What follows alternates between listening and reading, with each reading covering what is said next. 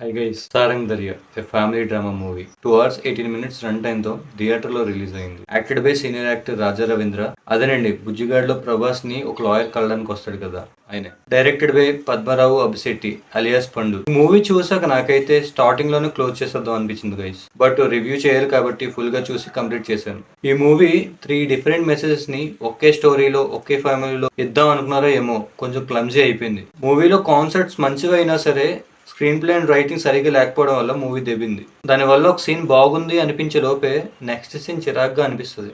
Basic story line ఏంటంటే ఒక family ఉంటుంది. అందులో ఫాదర్ వచ్చి కాలేజ్ ఫ్యాకల్టీగా వర్క్ చేస్తారు, మదర్ హోమ్ మేకర్, అండ్ వాళ్ళకి 3 పిల్లలు ఉంటారు.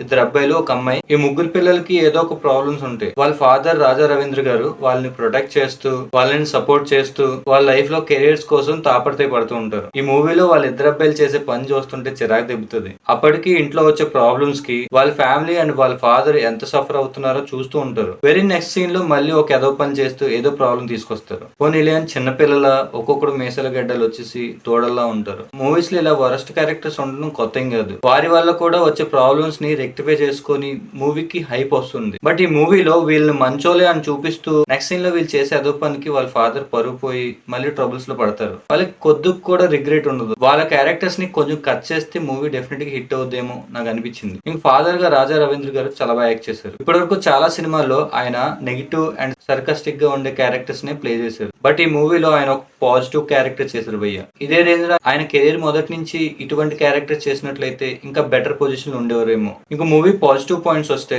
ఈ మూవీలో ఫాదర్ అండ్ డాటర్ బాండింగ్ బాగా చూపిస్తారు భయ్య. అండ్ ఆ డాటర్ కుండే ప్రాబ్లమే ఈ మూవీకి మేజర్ టర్నింగ్ పాయింట్. ఈ మూవీలో లాస్ట్ 20 minutes ఇంట్రెస్టింగ్ గా, ఎమోషనల్ గా చాలా బాగా తీశారు భయ్య. ఇంకా నెగిటివ్ పాయింట్స్ వచ్చి poor writing and non syncing screenplay, unnecessary drama, slow narration. ఈ మూవీకి నేను ఇచ్చే రేటింగ్ 2.5 out of 5. ఇది నా ఒపీనియన్. మీరు ఈ మూవీ చూసినట్లయితే మీకేమనిపించిందో కింద కమెంట్ చేయండి. అలాగే నా రివ్యూ మీకు నచ్చినట్లయితే లైక్ చేయండి. ఫర్దర్ గా మన ఛానల్ వచ్చి మంచి మంచి మూవీస్ రివ్యూస్ మిస్ కాకూడదు అనుకున్నట్లయితే మన ఛానల్ సబ్స్క్రైబ్ చేసి బెల్ సింబల్ క్లిక్ చేసి ఆల్లో పెట్టుకోండి. మళ్ళీ మరో కొత్త మూవీ రివ్యూతో మీ ముందుకు వస్తా. అప్పటి వరకు టేక్ కేర్, బై.